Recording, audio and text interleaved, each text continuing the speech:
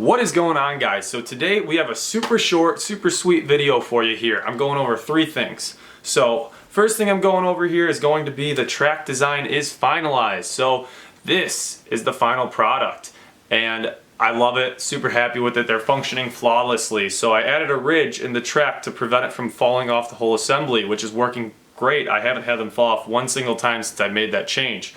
Also, change the size of a couple of these runners just to help it move a little more smoothly, put a little less strain on that drivetrain and just help the performance overall. So that's excellent.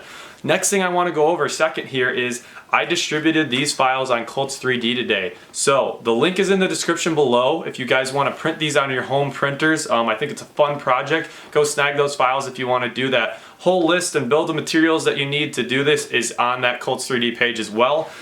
In the future, I will be doing an assembly video too for those of you who want to wait for maybe a step-by-step guide on how to print them and build them. It may help a few of you, but I feel like a lot of you guys could figure it out too. So, third and foremost, I'm currently working on printing all of the parts for these in bulk. So once I get all my bearings and bolts in, I can start assembling these and then selling them on Etsy. So I'll put an update video up once I do have all that stuff in, all that stuff printed. The first batch will be 10 full sets. The next batch I've got enough stuff coming for another 15, so I'm going to keep it coming as long as people are interested. So yeah, that's that. I'm going to show you a quick running video of this truck now with the updated tracks and show you how even on high grip carpet they're not going to fall off. You know, they're going to stay locked on, they're rock solid while still not putting too much stress on the drivetrain.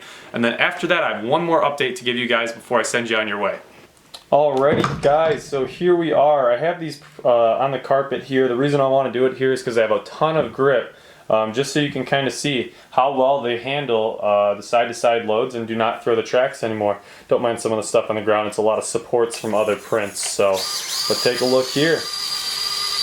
I'm turning full lock and it is bouncing and everything, and that track is not being thrown. I can do it the other way as well. They're all just functioning perfectly fine, so real happy with it. Again, I'll have a more extended running video. Hopefully this weekend I can get some footage and then put the video up next week for you guys, but working on some other projects too to get some videos out to you guys as well, and also trying to get these tracks printed up for resale, so they are working phenomenally.